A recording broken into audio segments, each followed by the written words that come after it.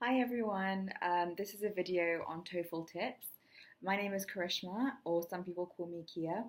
I'm a dentist that graduated from King's College London in 2016, and I'm now applying for some US dental schools, so I had to take the TOEFL exam, like I'm sure most of you are applying for as well.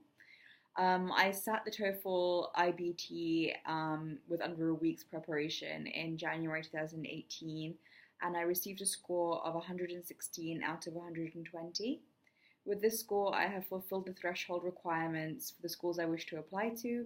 So it's not a burden or worry for me anymore because it's one of my least worries because I've passed that exam now, and I hope that you guys can do the same and achieve a really high score so you don't have to worry about it either. So I'd like to go through some tips and strategies and go through each individual section to prepare you.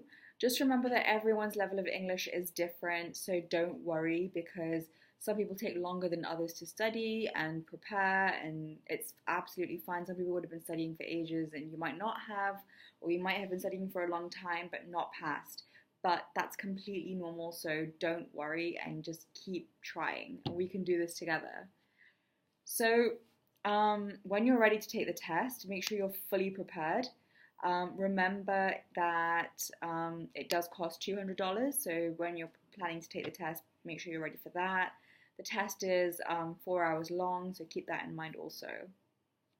A really important factor to remember is that it's in American English, not British English. So when you're studying using tools like Google and language dictionaries online and everything, make sure you're using American English. When you're preparing, you need to start using reading newspapers, reading magazines, or listening to the news. Try and do that on the American channel. So this is something I had to deal with. I was used to, like, my spellings were different from English and British English and American English, so just make sure you're doing the American way.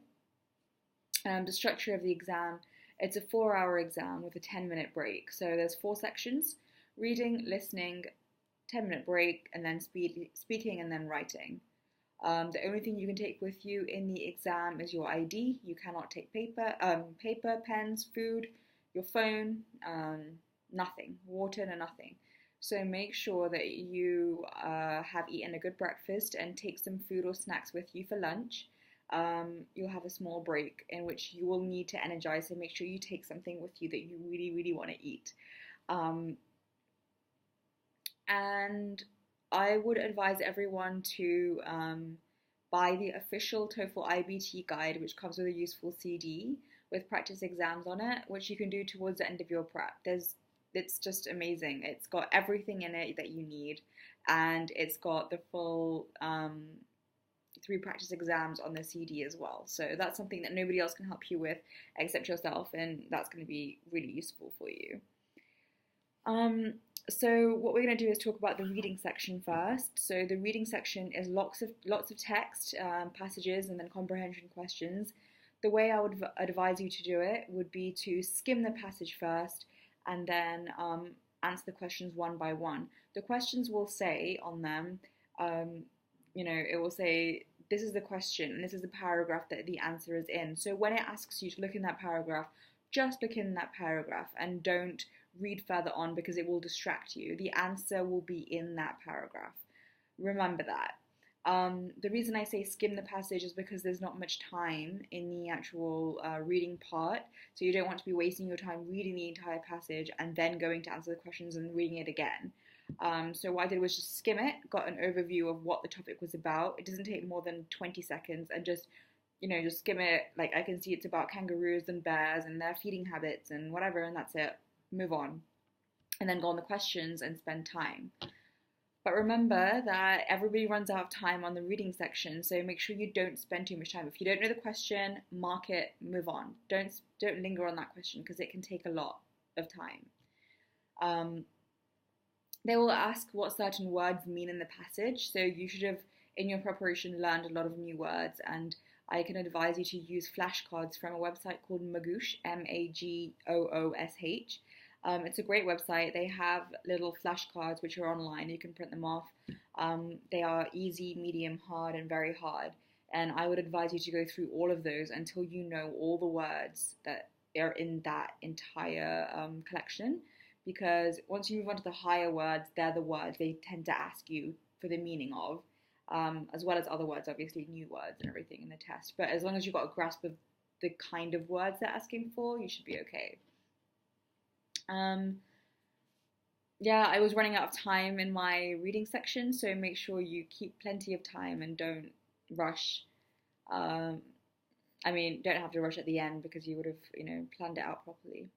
The next section is the listening section. So here you will hear conversations between a student and a professor, or a student and another student. And what you have to do is take notes on the conversations, and then they will ask you questions. I would advise you to write everything down that you hear, because the question could be on anything they have said in the conversations. So make sure you are fully aware of what they're saying. They can ask the tiniest little details, so make sure you focus on everything they say.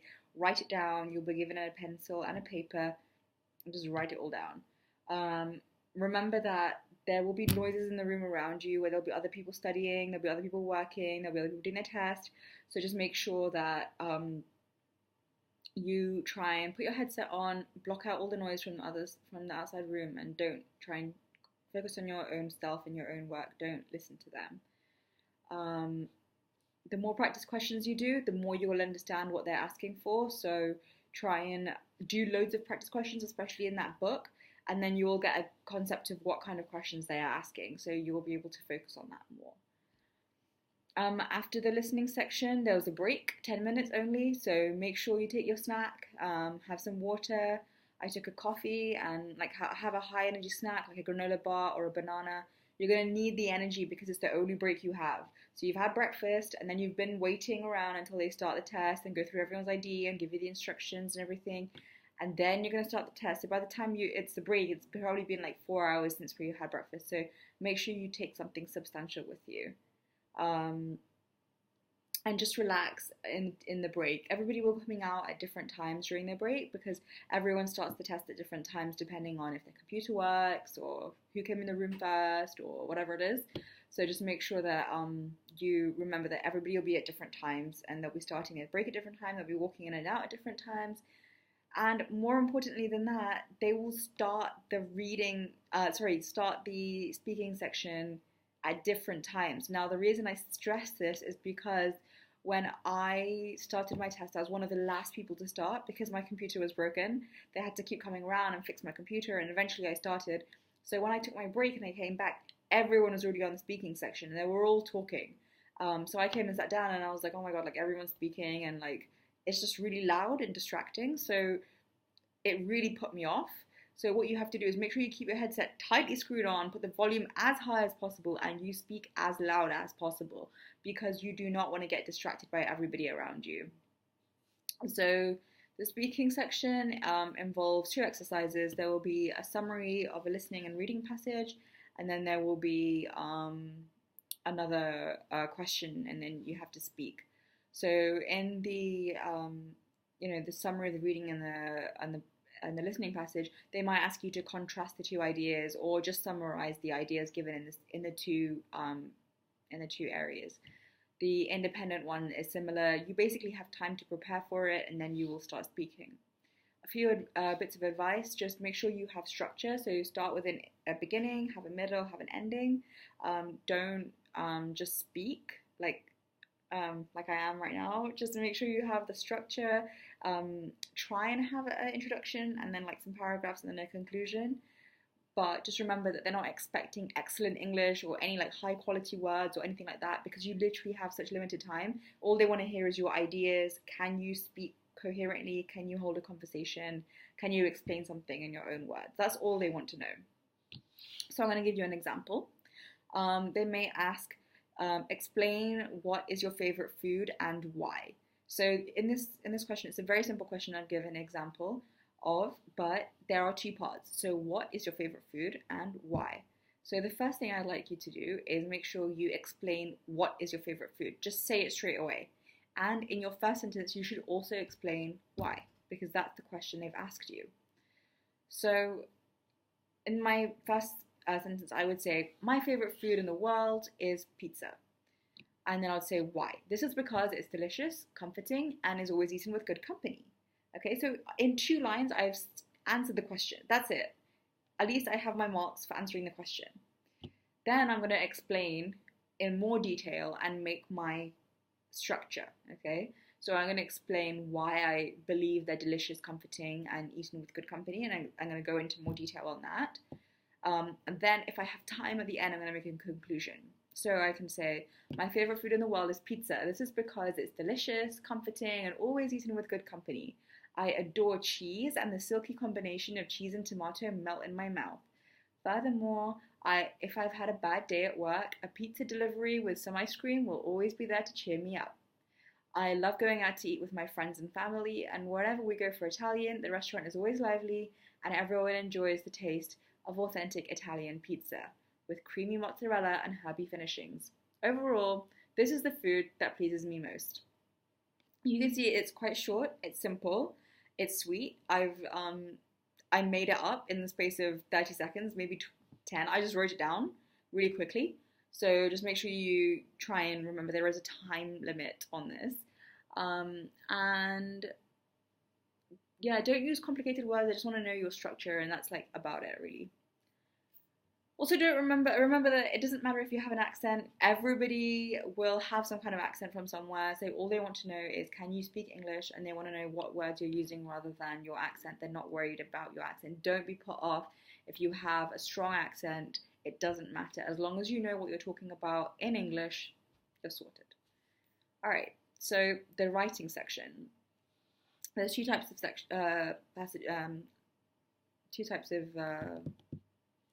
bits for this. So first the independent writing and then the integrated writing section. So in the independent writing section, they'll give you a topic and you'll have a certain word count to achieve, and what you have to do is write about a certain topic. So the way that they like this is your introduction should have the answer to the question along with your 3 points, similar to our speaking section, and your 3 points should then be elaborated paragraph by paragraph in the body of your text, and then your conclusion should summarize your ideas. So I don't have an example, but from the top of my head I can say, explain if you would like to live in a rural environment or a city environment, and where you would like to settle down and why.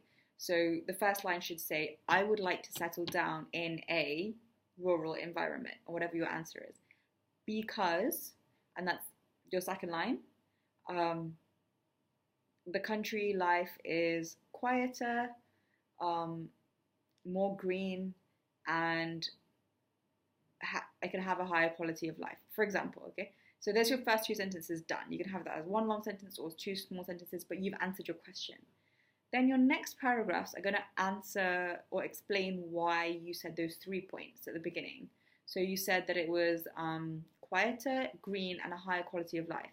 So in the first paragraph, you're going to talk about quiet. So you can say, compared to city life, where there is always hustle bustle and traffic, comma, a country or rural life would expose me to peace and tranquility amongst living in the fields, with little commotion and more like walking routes or bicycle routes with less traffic. But then you need to explain that in detail and use really good English, because this is where they want to see that you can speak English and you can use really good words that you've been learning by watching the news and by using Magoosh and everything.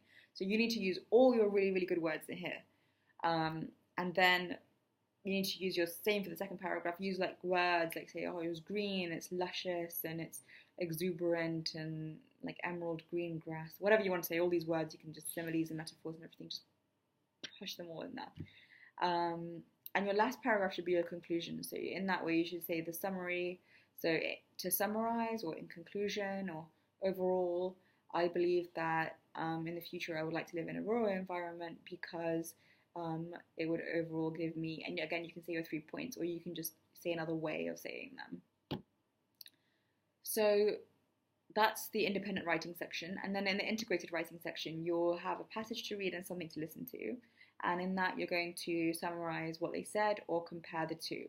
Again, in this, try and make as many notes as you can when you're listening, and write in full sentences with correct punctuation and grammar. Leave enough time to check your answers before you finish. There'll be a stopwatch in the top corner of your screen, so just make sure you keep your eye on that. Don't remember that there is time constraint, and just make sure that this is the time where you can really write the best, because there is plenty of time in that section. So start by learning and developing your American English, not the English English. Then practice writing essays in your own time. Start speaking English with your friends, your relatives, whoever it is. Just try and speak in really good English. Use the words that you're learning in your everyday language. Just, just bust out a word like every now and then and just say like, oh, remember that pinnacle of excellence or whatever. Just say the word, and everyone will have a little laugh about it, but you'll remember that word then, and you may use it in your test. And what I can do is do future sessions, and what I will do is I'll explain how to improve your language, vocabulary, spelling, punctuation, grammar, and sentence structure, which are all key to achieving a high grade. So what we have to do is work on that. I don't know whether I mentioned it. Yeah, I did. Okay, perfect. So that's everything. I will be doing future sessions on how to improve all of those things for you, and I wish you all the best in studying. Good luck for your test.